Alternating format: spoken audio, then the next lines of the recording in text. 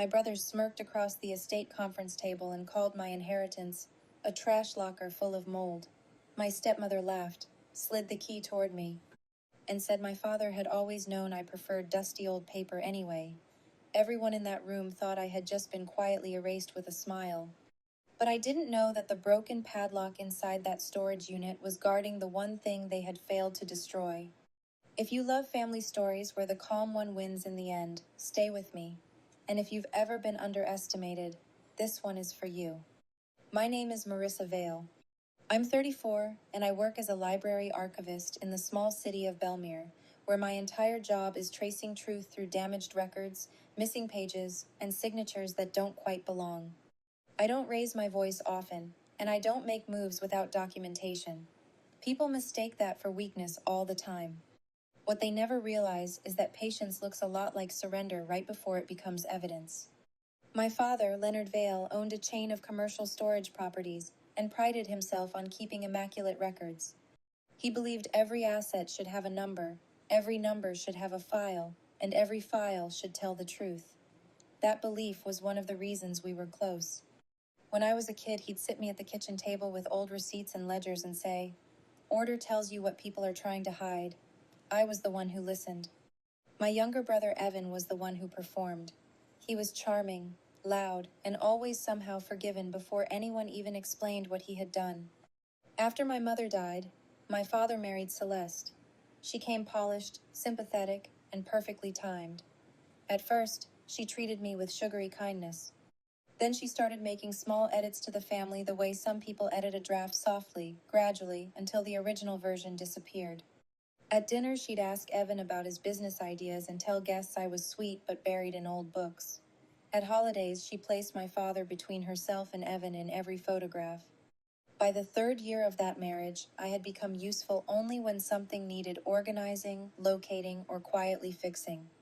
That's when I should have paid closer attention. That's when my father died unexpectedly after a stroke in late October.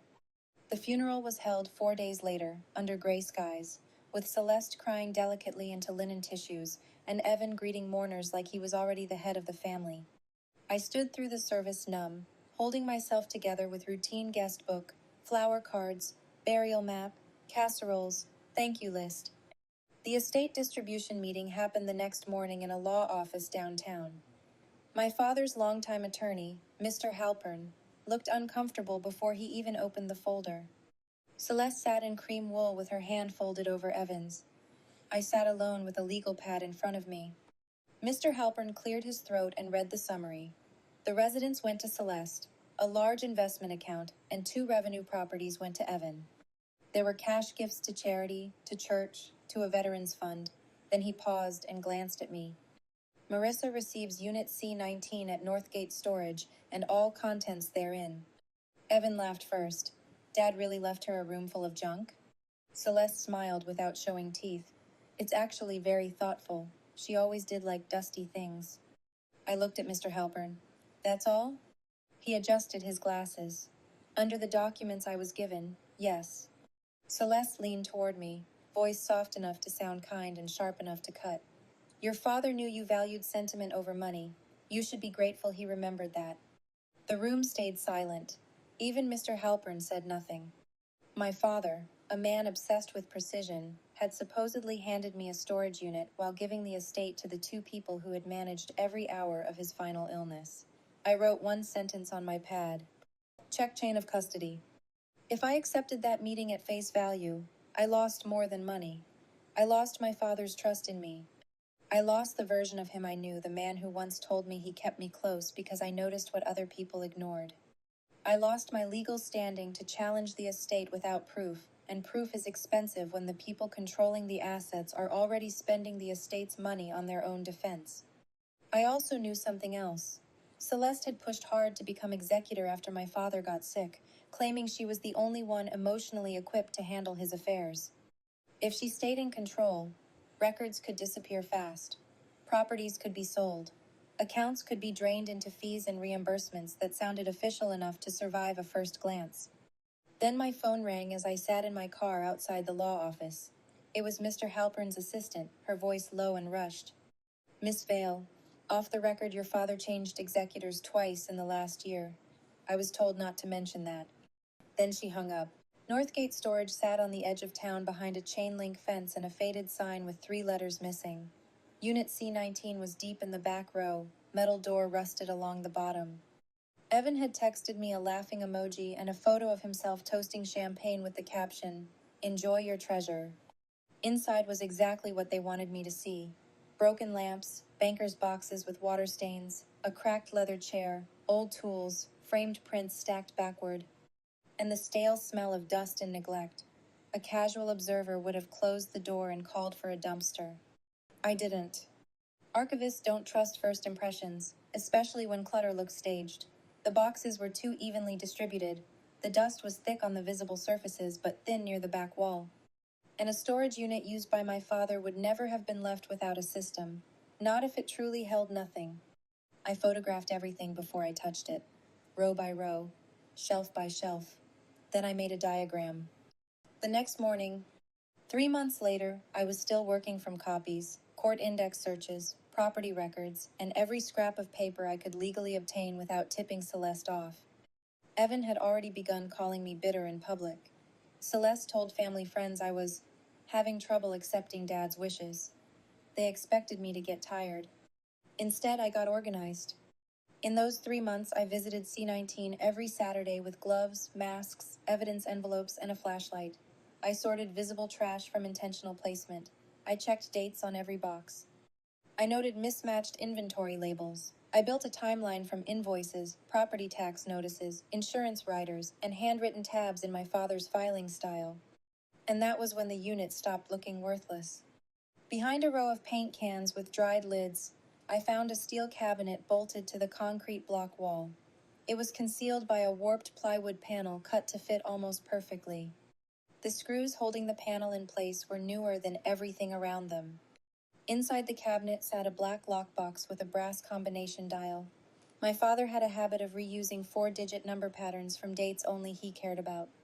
I tried the month and year my mother and father bought their first property. The lock clicked open on the second attempt.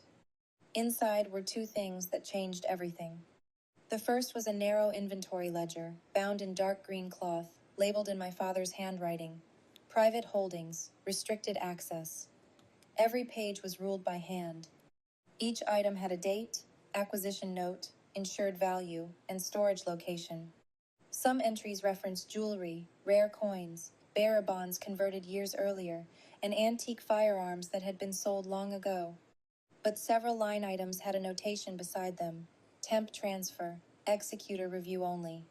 The second was a sealed envelope containing photocopies of signature cards, along with a letter dated 6 weeks before my father died.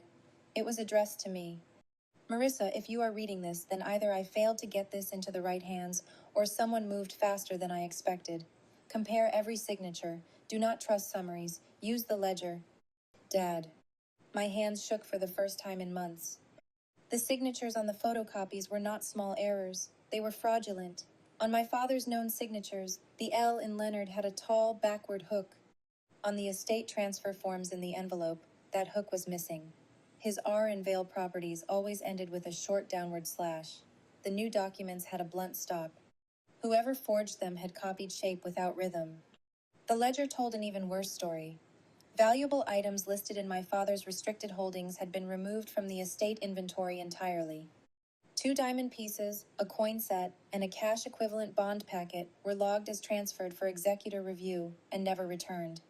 Next to one entry, my father had written a note in red pen. Celeste requested access. Witness needed next time. But I didn't know the ledger also contained one final clue until I lifted the back cover and found a folded storage map taped inside. It marked 3 units, not 1. C-19 was circled. Another unit number had been crossed out. Beside it were 3 words. Evan has key. I did not rush to Celeste's house and wave the ledger in her face. I called an estate litigator named Naomi Trent, whose office walls were lined with framed court orders and zero decorative nonsense. She reviewed my photos, the ledger, the signatures, and the letter. Then she looked up at me and nodded once. This is enough to petition for emergency review and suspend the executor. We filed the same week. Celeste called me the night she was served. Her voice was ice over fire. How dare you drag your father's memory through court over a storage locker? I kept my tone level. It stopped being a storage locker when I found the ledger your signatures don't match. Silence, then a click. She hung up. At the preliminary hearing, Celeste arrived, dressed like grief itself. Evan looked furious but confident, the way people do when they've lied so long they mistake repetition for proof. Naomi had me say very little. We let documents speak first. When Celeste's attorney argued that my father had simply revised his estate plan to reflect caregiving realities, Naomi laid out in large signature comparisons and the ledger's missing asset entries. Mr. Halpern, pale and evasive, admitted under questioning that he had received final estate summaries from Celeste's office manager rather than directly from my father in the last month of my father's life. That's when the judge's expression changed. Outside the courtroom during recess, Evan cornered me near the elevators. You think you're smarter than everybody because you alphabetize dead newspapers. I looked at him. No, I think you got sloppy because you thought I'd stay quiet. He laughed, but it sounded thinner than before. You have no proof I touched anything. I know, I said. That's why I subpoenaed the gate access logs. His face lost color. Northgate used digital entry records. Evan's code had accessed the secondary unit from my father's map 12 times in the 6 weeks before the funeral. Celeste's code had accessed it 9 times. My code had never been used there because I didn't know it existed. Then my phone rang while we were still standing there. Naomi's voice came through brisk and satisfied. They found the missing valuables in Unit B7 under a shell company rental. The company was created by the executor's office. I looked at Evan and said the only thing I needed to say. It's over. The court hearing resumed with an amended filing, the access logs, the shell company paperwork, and photographs from the recovered unit. The missing items matched the ledger line for line. So did the dates of removal. Celeste tried one last performance. She claimed she had only secured assets for safekeeping because she feared I might contest the estate irrationally. The judge did not appreciate that explanation. Not after forged signatures, not after concealed assets, not after an executor failed to disclose entire categories of property while distributing the estate. By the end of that week, the court suspended Celeste as executor and appointed a neutral fiduciary. A forensic document examiner confirmed the signatures were forged. Mr. Halpern withdrew from representation and later faced a bar complaint. Evan was ordered to cooperate with turnover of all estate property and financial records. Restitution was entered for the value of concealed assets and legal costs tied to the fraud petition. Celeste's control vanished in a single signed order. That was the twist no one expected. The junk unit they mocked in the lawyer's office turned out to be the only part of the estate my father had placed beyond their easy reach. He had hidden the truth in the one place they were sure I'd be too insulted to examine.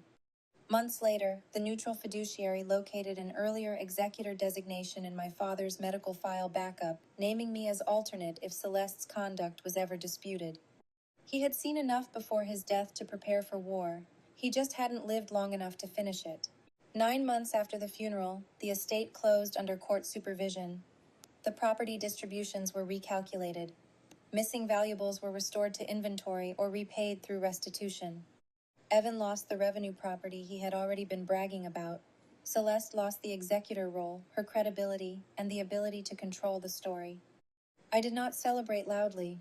I went back to the archive, back to acid-free boxes and catalog cards, and the steady comfort of records that say what they mean. But on the day the final order came through, I unlocked my desk, took out my father's green ledger, and read his note one more time. Compare every signature. Do not trust summaries. So I didn't. The hardest lesson was this. The calm person in the room is not the weak one. Sometimes the quietest person is simply waiting for the records to catch up with the lie.